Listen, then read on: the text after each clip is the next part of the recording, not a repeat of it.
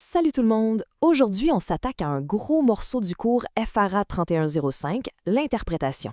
On va voir ensemble comment on peut transformer ça en une mission vraiment captivante. Vous allez voir. Soyons honnêtes, pour beaucoup de monde, interpréter un texte, que ce soit une chanson, un poème, ça peut vraiment sembler un casse-tête. On se demande tout le temps, OK, mais qu'est-ce que l'auteur voulait dire pour vrai? Bon, et si on changeait notre façon de voir les choses? Imaginez que vous êtes des détectives. Le texte, c'est votre scène de crime. Chaque mot, chaque phrase, c'est un indice potentiel qui va vous aider à résoudre l'énigme. Et cette mission de détective-là, elle sort pas de nulle part. C'est exactement ce qui est demandé dans le cours. La section interprétation, elle nous dit de justifier son choix en s'appuyant sur des exemples. Fait que c'est le temps d'aller chercher nos preuves.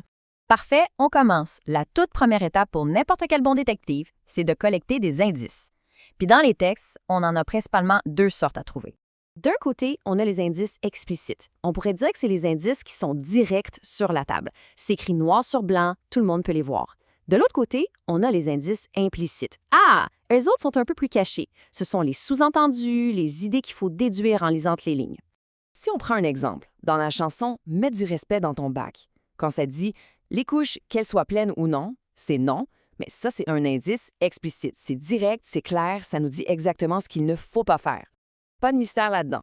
Maintenant, regardons un indice implicite tiré de la même chanson. La phrase « Fais ça comme faut, comme si le monde te regarde ». Ça parle pas directement de recyclage. Ça nous révèle quelque chose de bien plus profond. Alors, qu'est-ce qui se cache là derrière? Est-ce que ça parle de l'importance de l'image, de la pression sociale, du regard des autres? C'est exactement ça, le travail de détective. C'est ici que l'analyse commence. On prend cet indice-là et on bâtit notre argument. Une fois qu'on a nos indices, on ne peut pas juste les mettre pêle-mêle sur la table. Non. Un bon détective, ce qu'il fait, c'est qu'il organise ses preuves pour monter un dossier vraiment solide et convaincant. Et la bonne nouvelle dans tout ça, c'est qu'on a déjà un modèle pour structurer notre rapport de détective. La structure de la réponse à développement, c'est notre meilleur outil pour présenter notre cas de façon claire, nette et précise. On peut même résumer ça en 3 étapes super simples. 1. On affirme notre idée, c'est notre conclusion principale. 2. On prouve notre point avec nos indices, nos fameuses citations du texte. Et 3. On conclut la mission. On résume comment nos preuves viennent confirmer notre idée de départ. C'est pas plus compliqué que ça. Et ça, c'est peut-être la chose la plus importante à retenir. En interprétation, il n'y a pas une seule bonne réponse. Le but du jeu, c'est pas de deviner ce que l'auteur avait dans sa tête. Le but, c'est de construire l'argumentation la plus solide, la mieux justifiée, avec les preuves qu'on a trouvées. Alors voilà, l'enquête est lancée.